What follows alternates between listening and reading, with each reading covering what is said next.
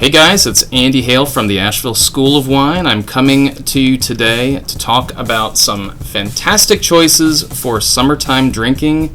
Maybe some, hopefully, that you haven't heard of. Some new varietals and some fun stuff. First of all, what we have here is great little bottle. It's already been popular. Some of you may have already tried this. Erste Neue. Beautiful German language label there. The language of love, Erste Neue. So this is actually coming from northern Italy, so far to the north that they speak German there. And it is Pinot Bianco, which is just such a beautiful thing to say. I love saying Bianco. So this is actually albino Pinot Noir, believe it or not.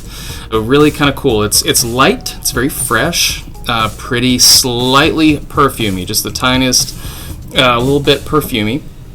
And it is just perfect for sitting outside. It's good with food as well if you feel like throwing some shrimp on the grill, something light, shrimp scampi, something like that. But I think you'll find it very enjoyable and refreshing. Get it super, super cold. Enjoy it with friends 6 feet apart, of course. Coming up next, Cirelli.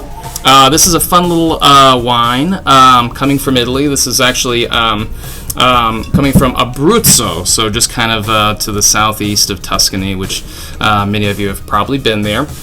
Great bottle. This is the main white grown in this area, Trebbiano. There's also some Pecorino, not the cheese, but the wine, named after the goats that live in the area. Awesome little winery here. It's going to be a touch rounder than the Pinot Bianco.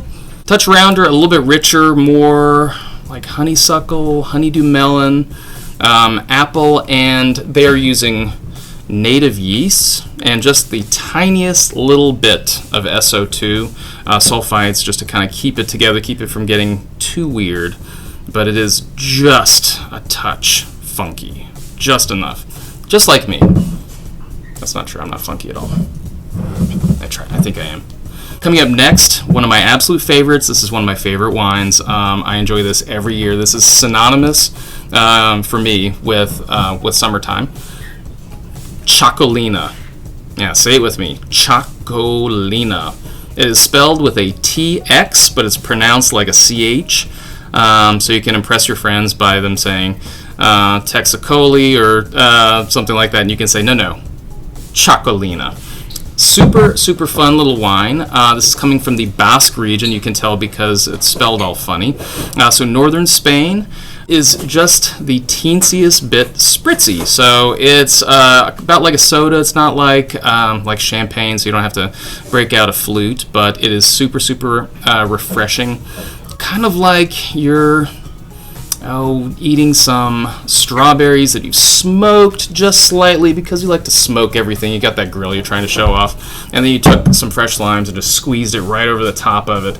Then you decide to drink all of that stuff. So super fun and fizzy. For a little show and tell, I brought in, you may have seen these guys at Curate. This is not a bong. Am I allowed to say that?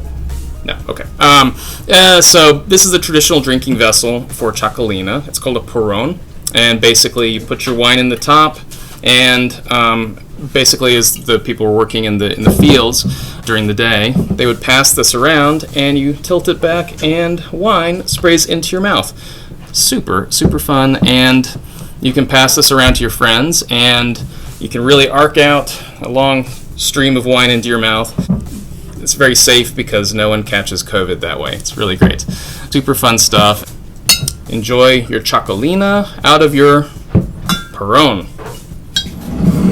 Lastly, a red. Don't let anyone tell you you can't drink reds in the summertime. It's perfect time for drinking reds. I have a lot of people like, can't wait till it gets cold again so that I can drink my reds again. No. Drink your reds now. Enjoy them. It's a wonderful time for it. But adapt it. If you find yourself drinking that 15-16% alcohol Zinfandel behemoth at 75 degrees, 80 degrees, and you're just finding yourself just sweating profusely as you're drinking it, maybe it's time to switch things up. Switch to something a little bit lighter, and this is kind of a fun one. This is Ceresole di Vittoria. So this is the only DOCG. If you're a fan of Italian wine, this is like the same level as Chianti in the Italian wine quality pyramid, but this is the only one at that level in Sicily. Really fun. They make this very simply from mixing Nero d'Avola, which is a bigger, bolder Shiraz-like red from Sicily, with Frappato, which is kind of almost like Pinot Noir. It's kind of crazy. It's like I like Pinot Noir and Cabernet. Let's just mix them together. Whatever. It works though. It's super fun. It's like drinking like you've mashed up a whole bunch of fresh black cherries and you're just drinking the juice. But with your Cerasuolo or your Pinot Noir, whatever, don't drink it room temp during the summertime. Just stop doing that entirely. It's too hot for that. Toss these guys in the fridge. Even your Cabernets, even your big, heavy, even that 15% Zinfandel or whatever, toss it in the fridge for 10-15 minutes before you want to drink it. If you don't have a fancy, wine fridge that keeps it at exactly 60 degrees, take a little bit of the edge off of it. I think you'll find it way, way more enjoyable. Don't get it ice cold though, because if it's too cold, it can really magnify the tannins, which are those kind of astringent, structured kind of things. And that's not fun for anybody, even me, who is kind of a tannin fiend. So you want to go for a wine. If you want to get it super, super cold, go for a wine that has low tannins, like the Cerasuolo di Vittoria here, Contessa Costanza, and toss it in the fridge for 30 minutes, maybe 45 if you get crazy. I don't know, that might be too far. But if you're drinking it outside and it's too hot, get it a little cool and see what you think of it. I think it's still nice and refreshing, and you don't just have to abandon your reds entirely during the hotter months. Well, that's it for me, guys. Thanks so much. Hope you enjoy these wines. They're some of my favorites that I've been enjoying recently. And cheers.